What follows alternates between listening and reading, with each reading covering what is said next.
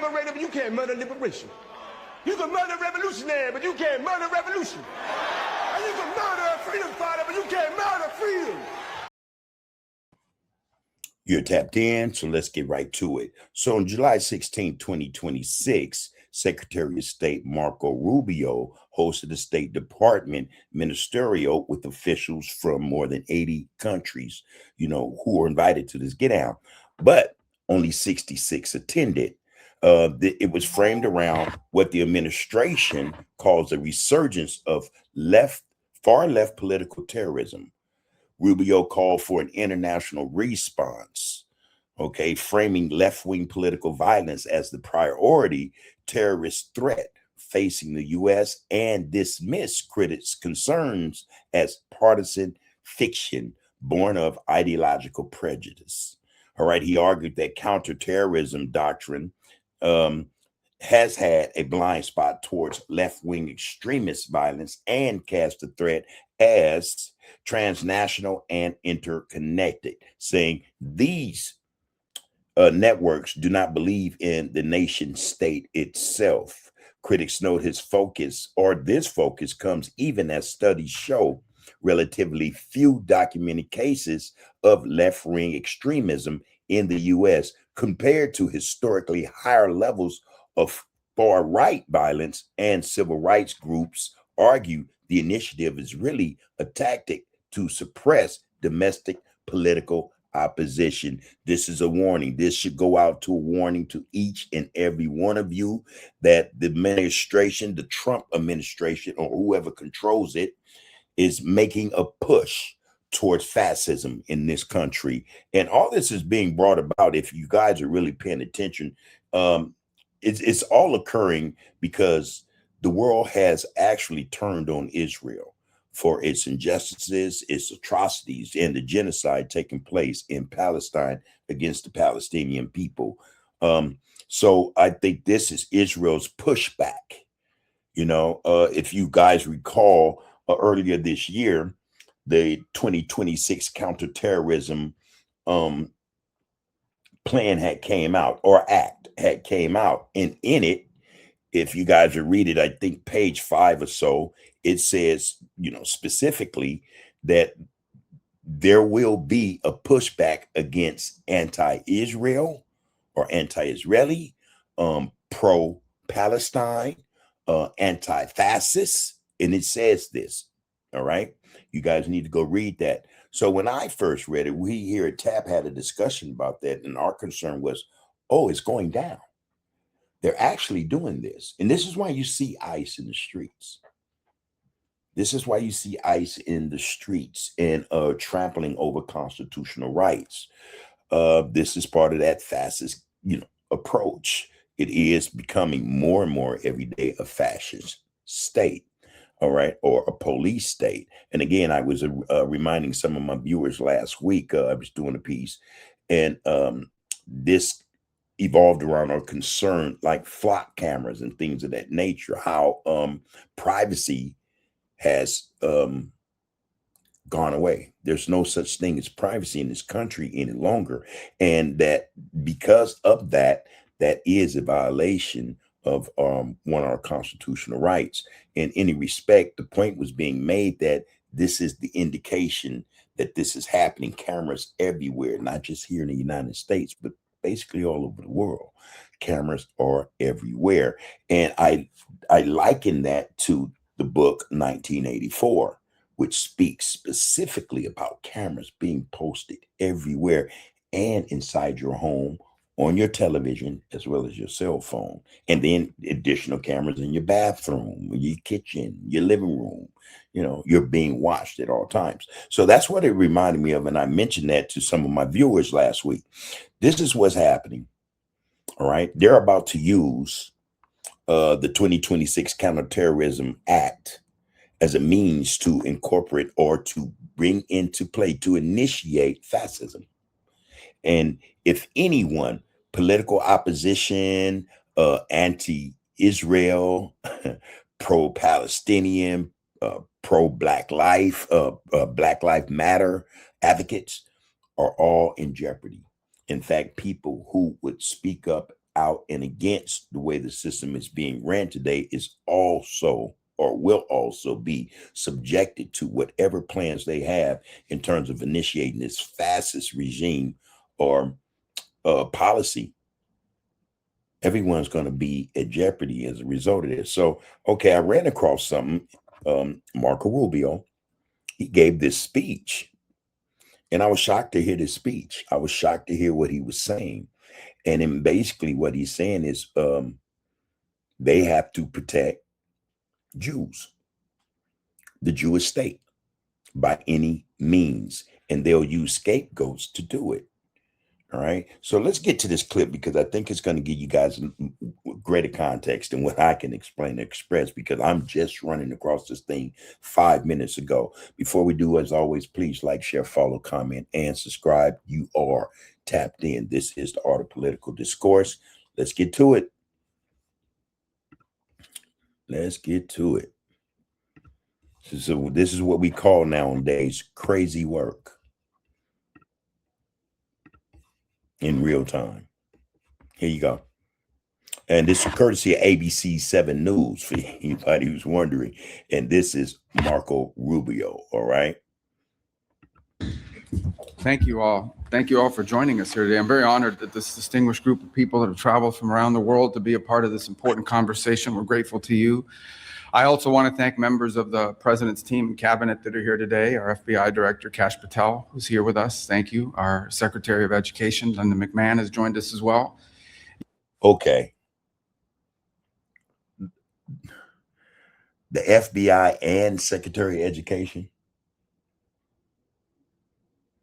The FBI, you kind of get it. You kind of understand, you know, if this is the push they're trying to make, or this is the road or the direction they're headed in. The FBI, you understand that. Because the FBI right now, as we know, or we all should be aware of, is in cahoots with ICE. They're out there in the field. Just as the DEA is, the ATF, ICE, FBI. This is what they're doing. All right, so that makes sense. But the Department of Education, what sinister plot do they have brewing? What sinister plot do they have brewing? Department of Education? Huh. Okay. You'll hear shortly from Stephen Miller, the President's Deputy Chief of Staff and one of his top advisors on Homeland Security issues as well. And of course, our Secretary of Treasury, Scott Bessent, is here. But again, I want to thank all of you that are here today. I want to thank the whole team here at the State Department as well for putting this together. It truly is an unprecedented event on an unprecedented issue, moment, I should say, in our history. So let me start by saying that the most essential duty of the state, the first responsibility, frankly, of any government of any kind, is the protection of its people. It's the protection of its country. This is a sacred obligation that should transcend all political and all ideological divisions. It is why, for example, we have militaries. It's why we have intelligence agencies. It's why counterterrorism bureaus exist, why police forces exist. Keeping our people safe is the reason why every country represented here has all of these things. Talked about my dad a lot on this show before. He was in the best shape of his life. And we are all very well acquainted, as of now, of course, by now, with what has been described as traditional terrorist threats. For 25 years, the term counterterrorism, at least in the West, has meant first and foremost the fight against radical Islamist extremism. And there's a very poignant reason for that. It's something they created, actually. Yeah, research it. Something they created. And they, I mean, the United States and the West, Israel, something they created. On the 11th of September, in the year of 2001, 19 men murdered 3,000 people here in my country. Then that same enemy struck Europe, murdering nearly 200 commuters aboard trains in Madrid in 2004, and 52 more aboard London buses and the underground in the following year. The entire oh man, they just spew just untruths. This country is going to hell in a handbasket. Let's put it like that. You know, it's simple as I can put it. Going to hell in a handbasket. Right quick, the 9/11, so-called 9/11 terrorists. Do you guys realize they found their passports through all that rubble, all that destruction, that heat, that fire, unscathed? The passports, unscathed. Now, you want to know, I mean, you have to ask yourself, how is that possible if they flew these planes into these buildings and these planes burst into, everybody was incinerated. Everything was incinerated. How did they come across the passports, not scorched, not burned, in pristine condition? Look it up.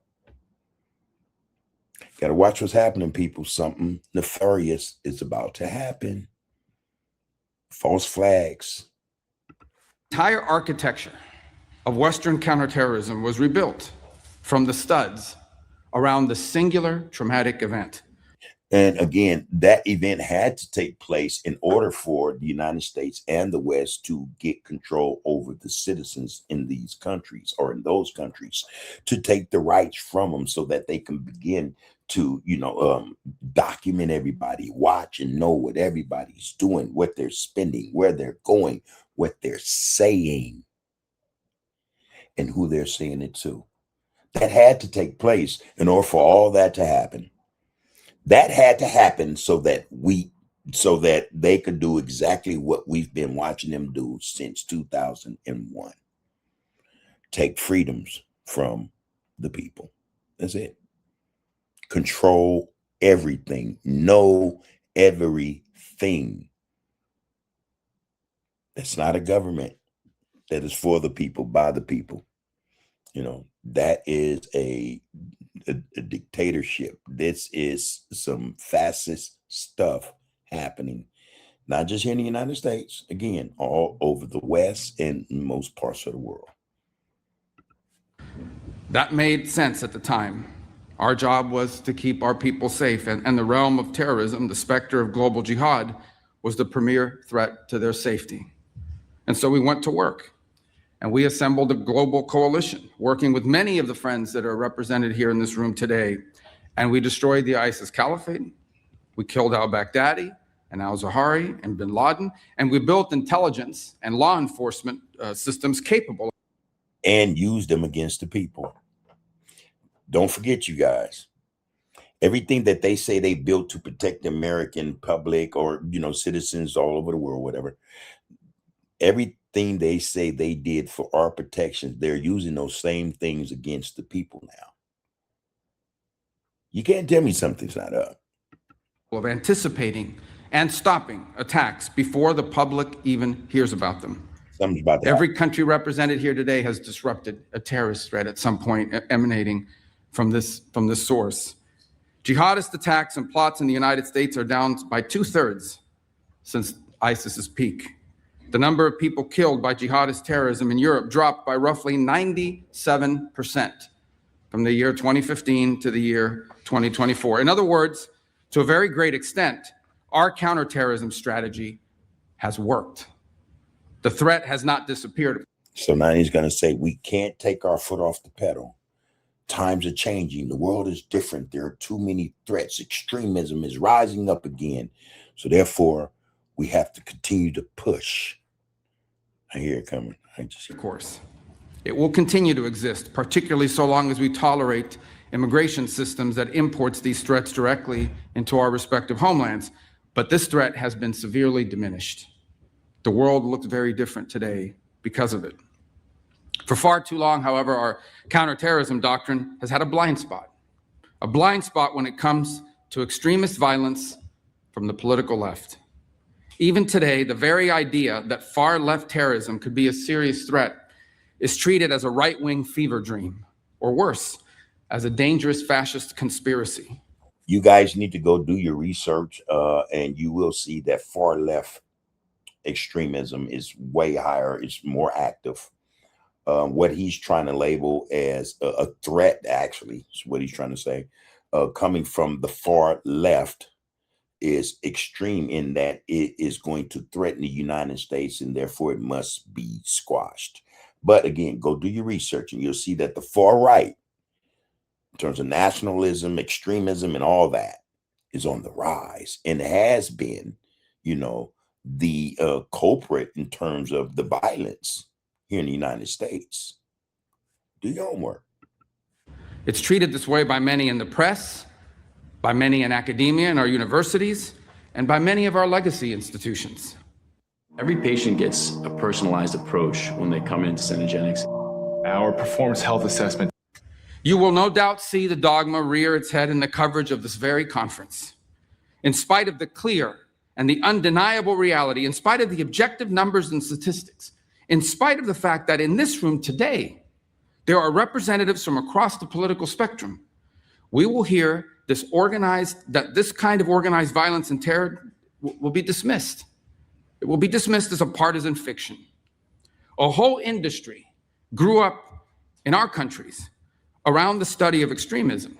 We have think tanks and fellowships and journals and consultancies with the unspoken understanding among them that the only kind of political violence that was a true threat to our system, that only one kind of political violence was a true threat to the system. A bomb planted by a neo-Nazi group was a nefarious and murderous act of evil. It is. But a bomb planted by a Marxist revolutionary, well, that's just merely a tragic excess of idealism. Perhaps its means were misplaced or overzealous, but its ends were virtuous and just. That's the implication. So I don't know what this administration calls itself doing, but what I see is they're being very selective, nitpicking. They're nitpicking, they're being very selective in how they're describing what they label or call terrorism or extremism. There was a time here in the United States when whites were blowing up churches that blacks went to worship in and killing children. And, they were pretty much supported. This was a time when this government, didn't have a problem saying out loud, hey, well, you guys deal with it. All the way up into the 1980s, the United States government have been bombing Black people. The last such incident was in the 1980s. They blew up a whole block where they bombed a particular apartment and watched the whole block burn. And I actually was shooting individuals who were trying to come out. And the audacity of these people. The audacity. Implication of how they treated. For years, this extraordinary ideological prejudice was embedded in the way we talked about political violence and extremism. It was repeated again and again until it was accepted as the neutral and objective baseline, so entrenched in the mainstream conventional wisdom that it came to be regarded as an apolitical fact. It is the reason why, here in my country, so many people in positions of power have repeatedly dismissed acts of violence and even terrorism as legitimate forms of political expression, so long as they served a left-wing cause. It is why during those so-called George Floyd riots in the summer of 2020, as criminals and extremists burned and looted their way through America's great cities and nearly brought the country to its knees, city governments all across the country simply refused to prosecute the people conducting these acts of violence and terror. It is the reason for the now infamous image, maybe you all recall this, of a news anchor from a very prominent agency, a news anchor standing in a neighborhood consumed in flames. Meanwhile, the chyron on the bottom read that the protests were mostly peaceful. This was something worse than a double standard. Left-wing violence was not just excused, it was treated as sacrosanct, a protected class unto itself. Listen, everybody, they're coming. They are about to change anything or any any perceived notion that we have of this country being free, home of the free, land of the brave, and all that stuff, that's about to go out the window. This speech, if this speech doesn't tell you that they are, well, not they're coming, they're here. Again, they're already in the streets of America. You know, they're in states. They have ICE, FBI, ATF, DEA, and who else? Who knows who else? Okay, in the streets, literally shooting people to death, accosting people, so-called American citizens, not immigrants. It is here. That era has to end. The coalition in this room today includes political leaders and experts and law enforcement officials from more than 60 countries across the world. You have come here from a wide range of governments, parties, and political persuasions. Some of your governments and ours disagree publicly. Sometimes we disagree sharply about trade, about energy, about immigration. You did not come here today because you have been persuaded on every single aspect. No, I'm willing to wager most of them were there because they were coerced, threatened. Well, if you don't come, we'll, put a tariff on you. You know how Trump works, or how Trump is told to work. We'll hit you with a tariff.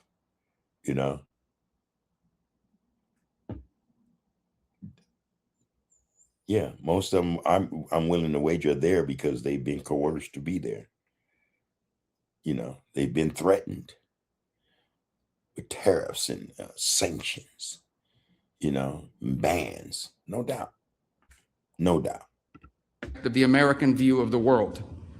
You came here. You are here because 2 weeks ago, a 72-year-old woman was burned on over 80% of her body in her own home in Greece, and she died, executed by a firebomb because her daughter dared to stand for office. You are here today because for 5 days this winter, the lights went out in Berlin, the longest blackout in the city since the Second World War, sparked by an attack that left tens of thousands of households without power in the freezing cold and left an 83-year-old woman dead.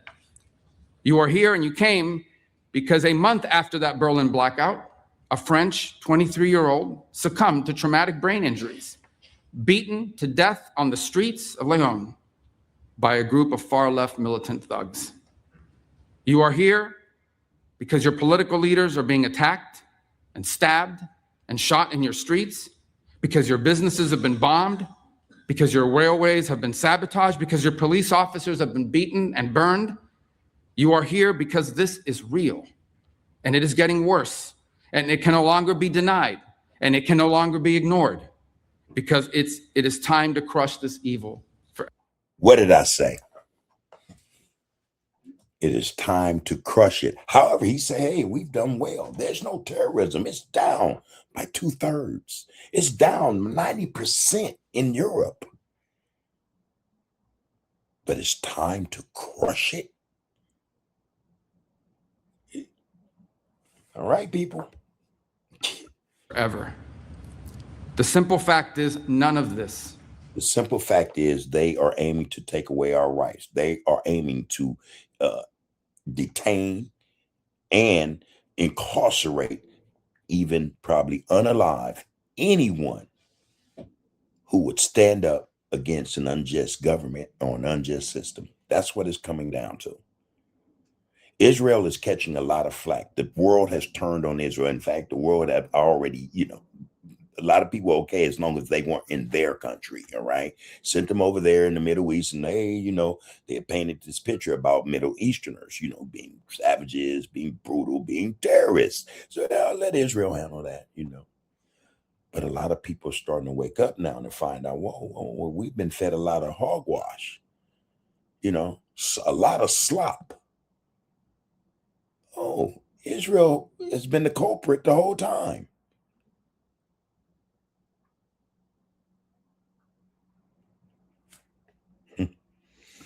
That I've just described is new. Far-left political terrorism is not a recent-day modern novelty. It is not a fiction manufactured by conservative politicians. For most of the modern era, it was in fact the dominant form of political violence. Every one of our friends here from the nations of the Western Hemisphere, remember? Check this out. This is how I can afford this Jeep Wrangler. I was paying $243 for my brand new Jeep for insurance coverage. You can see the breakdown right here. And remember the decades of kidnappings and bombings and assassinations and executions, the violent terror of the Tupamaros, of the Monteseros, of the FARC, of the ELN. See, again, he's being very selective in terms of politics. You know, what occurred, what precipitated all these actions that he's labeling terrorism.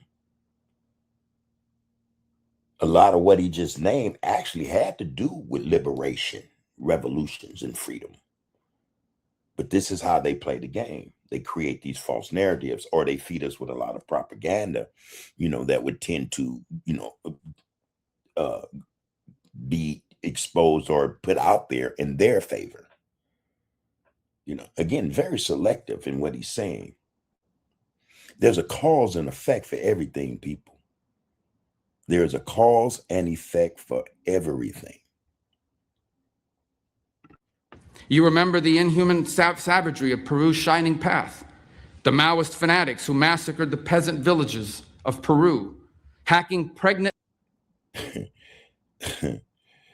United States government okaying slavery, if such a thing actually exists, you know, the unaliving of children and women and men. All right. The United States government at war with other countries, burning whole villages, napalming whole villages, killing women and children.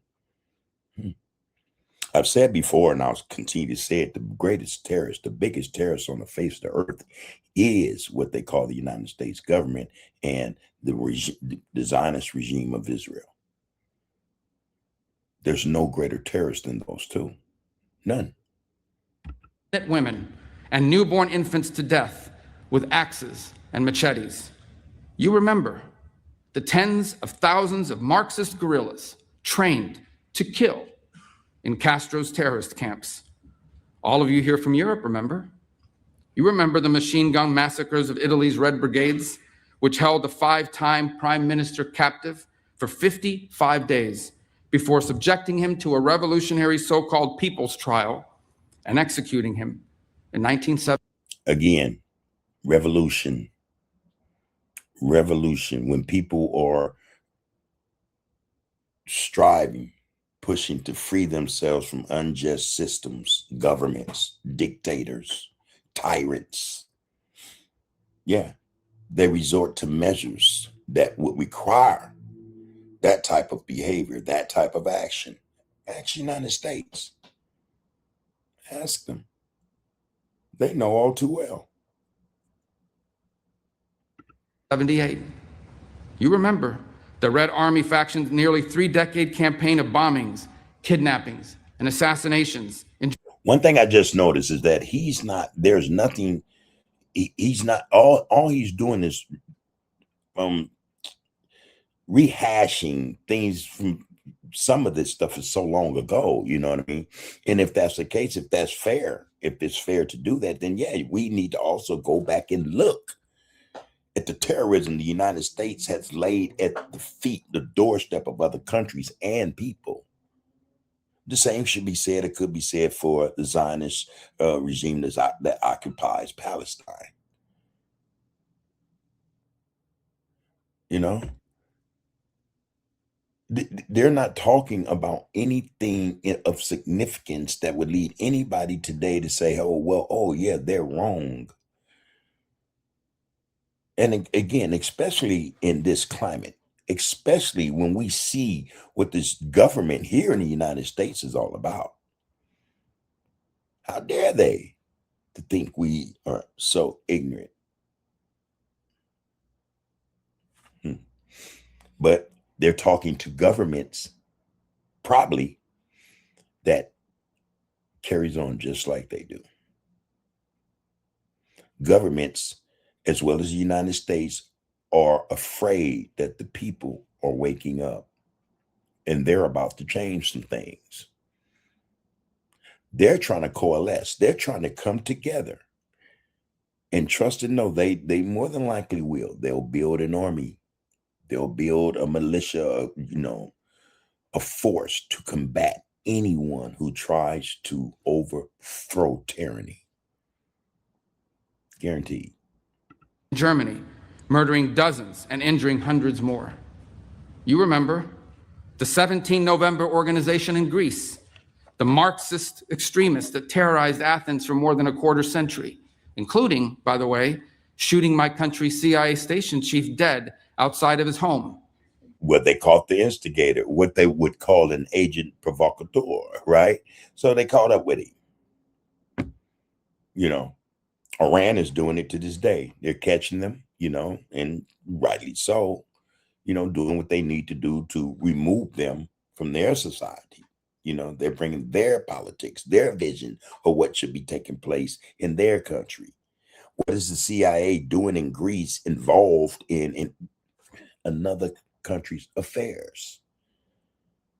See, again, this is all selective. This is all very selective.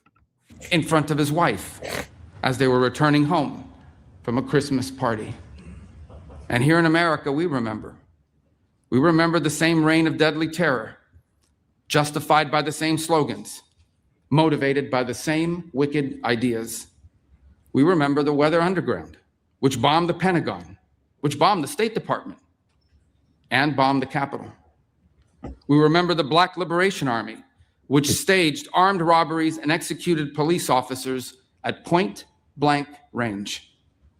We remember the Symbionese Liberation Army, which shot a public school superintendent to death with cyanide-packed hollow point bullets. In one 18-month period between 1971 and 1972, the FBI counted some 2,500 bombings on American soil, a rate of nearly 5 a day. The overwhelming share of that violence came from left-wing extremists. Between 1970... came from black people. Came from black people. Again, this is very selective. He's not going to read the memorandum Edgar J. Hoover wrote about the Black Messiah or Black liberation movements, freedom movements, Black revolutions. He's not going to read any of that, because then that would open the door to ask, okay, then how did these leaders die? Why were they killed? All right. Something's happening, y'all. Something's about to happen. In 1980, 93% of terrorist attacks in the West came from the far extremist left. So then could it be categorized terrorism when the United States government placed cocaine in Black communities? Could that be considered or labeled terrorism? Where the United States government had a hand in addicting the Black community to, by the way, supposedly help another terrorist organization in another country overthrow another government. Come on, people. Come on. These are numbers that would shock most Americans today because we've been taught to believe that this kind of political violence, it simply doesn't exist or it's being exaggerated. But it does exist, and we're actually underestimating it. And our nations bear the scars to prove it. And today we face a new wave of this old evil. Navan, the #1 rated business travel platform, lets your team book work travel in one place. Flights, hotels. I can't say that I'm surprised that they would stoop this low, and again, we're quick to say, oh, the Trump administration is not running anything. It's not the Trump administration. It is not the Trump administration that's running things, that has decided to put this out there and let the world know we're going to shut you guys down some more because we got plans on how we want this world to look. All right. See, if this was just an issue that was really, really, really, really detrimental, just a bad thing in the United States wouldn't go to nobody else, especially, hey, man, we got these problems, and here in the United States, we got the far, the far left extremists and no, this is a concerted effort of those who run everything, man, to get things the way they need them to be so they can continue to destroy the environment and the people. That's it. That's it. Here in the United States, the share of left-wing terrorist attacks and plots has risen to levels not seen in decades. In Germany, why would they have to tell the world this? I mean, wouldn't you think that, they have this issue about looking weak to begin with? Why would they go and tell the world this? Wouldn't you think that they'd be like, hey, man, we don't tell nobody that, these left-wing terrorists, extremists are getting out of hand. We would look weak. Far left violence has jumped by more than 40% in just the last year alone. In Greece, more than 80% of radical violence is now driven. Did he not just say that it was down 2/3?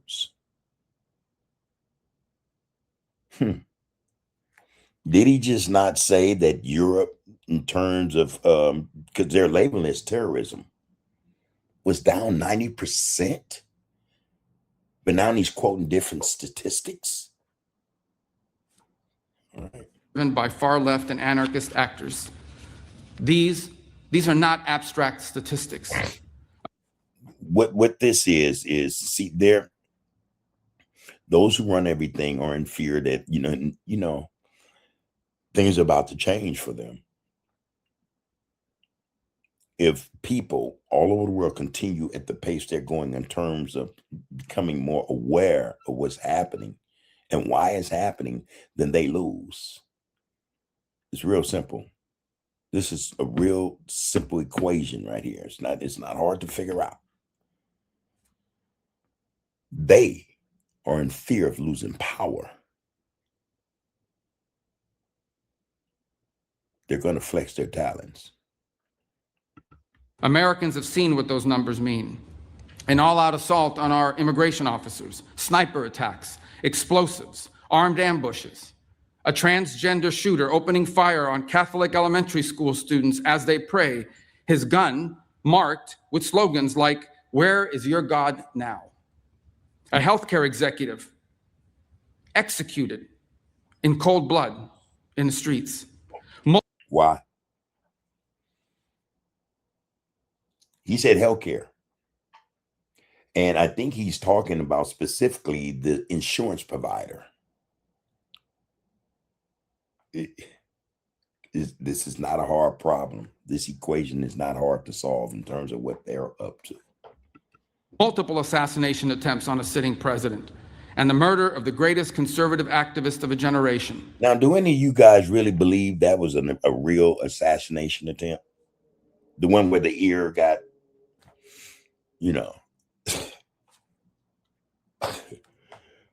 that was staged. That was staged. Most of it is staged. The guy running through the lobby, that shit was staged. It's all staged, man. And they are building in their minds a case to where they think they're going to have, to where they'll have and present that they have the authority to shut it all down. To shut it all down. To criminalize protest, especially if those protests are against the police, anti-police, anti-fascism, anti-Israel. If those protests are pro-Palestine, pro-Black Lives Matter, pro-liberation revolution, they're going to bring about the authority to squash all of it. He just said that word. He used that word himself. He's going to squash it completely and forever.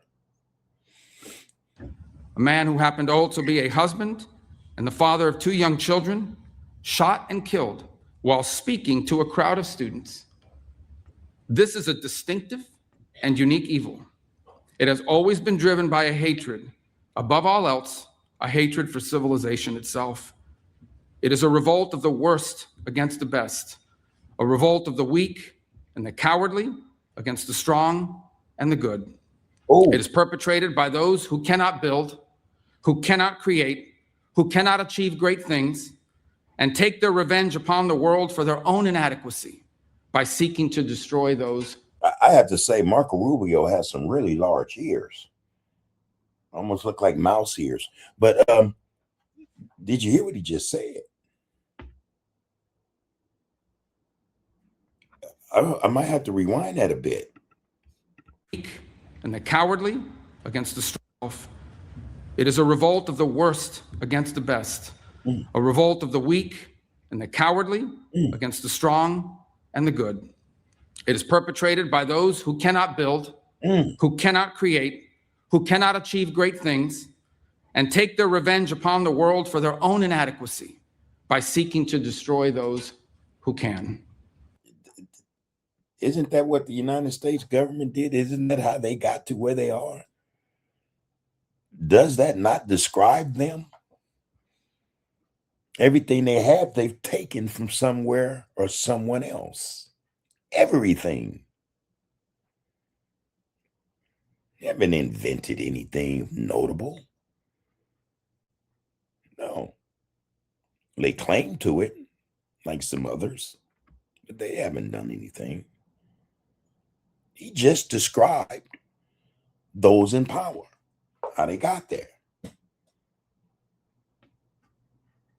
Weak, ineffectual men and women, inadequate people, full of fear, weakness.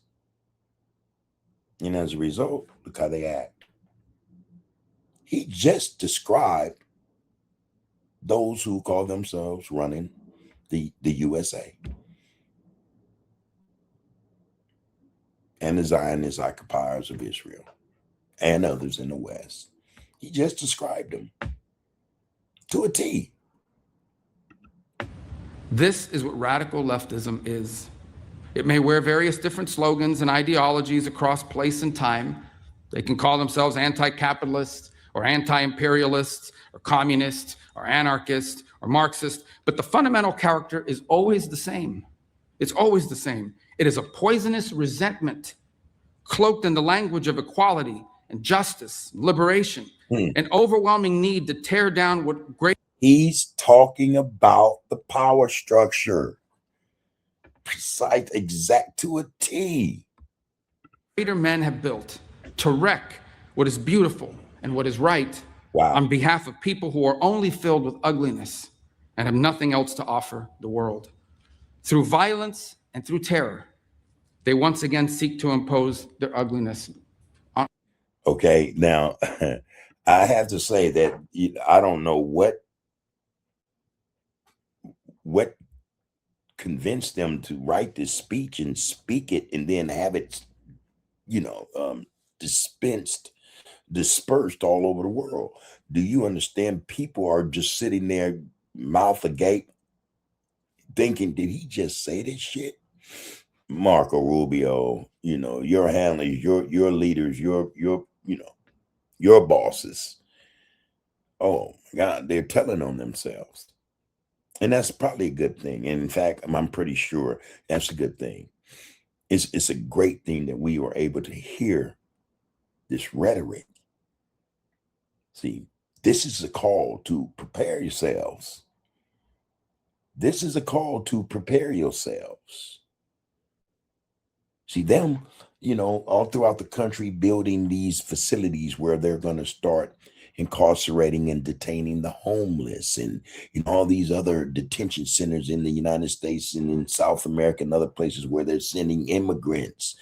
All this thing is going to add up to something that a lot of us are not going to be happy with if we get caught unprepared. I know a lot of you want to sit idly by and say, hey, it ain't going to affect me. I'm going to stay working. Yeah, all right. Okay. But this is outrageous. This is an outrageous speech, and I'm going to go and do some more research and see what the consensus is in terms of what's been said or what's been said in regards to this speech. This is incredible that they actually put this out there. But again, a good thing. It's a good thing. You know, you have to appreciate it. All right. Tell us what you think in the comments. All right. Let us know your thoughts specifically about this right here. This sounds like this is something that a lot of people are going to have something to say about. We love to hear what you have to say about this. Okay. So until next time, take care of yourselves and each other. Incredible. You can murder a liberator, but you can't murder liberation. You can murder a revolutionary, but you can't murder revolution. And you can murder a freedom fighter, but you can't murder freedom.